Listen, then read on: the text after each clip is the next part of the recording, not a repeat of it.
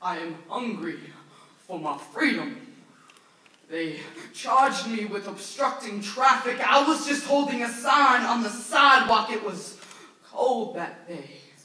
The bitterness in the air seemed to seep into the souls of the multiplying crowd. The police wagon glided in on clouds of arrogance. The men in their immaculate blue uniforms strode toward us with smirks of ignorance slapped on their faces when he grabbed me.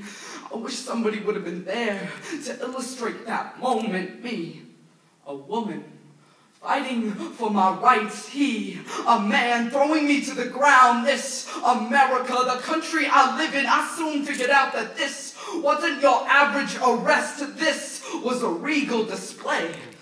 How always the weak and the vulnerable get turned into the violators, how the oppressors are never left with the charges, only the oppressed. As they clenched their fists, we clenched our signs. We all stood tall that day. I remember the screams that night. They stripped us naked and hosed us down. I had to pick up my dignity before it slipped down the drain. No! They refused to give me a fair trial, so I revolted. They placed me in this metal box like a beast. When I signed up to fight for suffrage, I did not know that it would entail my own suffering. Yesterday I was force-fed. They placed this metal contraption in my mouth so it wouldn't close. They forced the tube down my throat. I almost choked. The easiest way to die in solitary confinement is to simply not eat. Give me liberty or give me death. They think I'm psychotic, but they just don't understand that I'm just hungry for my freedom. Freedom is my mother's finish line. Her gender has had to fight for generations, hoping that the next will propel them just a little bit closer to success. They carry that hunger that still presides in their stomachs, the taste of blood and injustice in the mouth and the scabs that formed rugged deserts on the lips of iron-jawed angels that fought before them.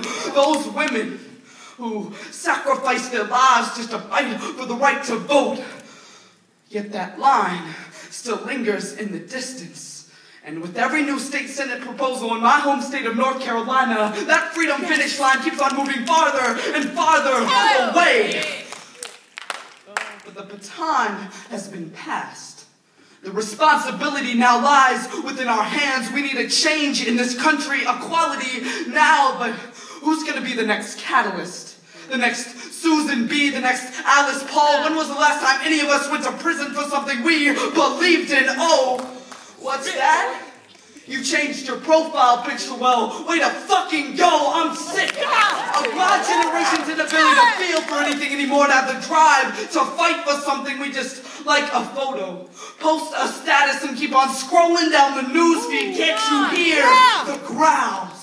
Don't tell me that you can't see the sacrifices that have been made for generations. Their stomachs still grumble. I'd say it's about damn time that we satisfy their hunger for freedom.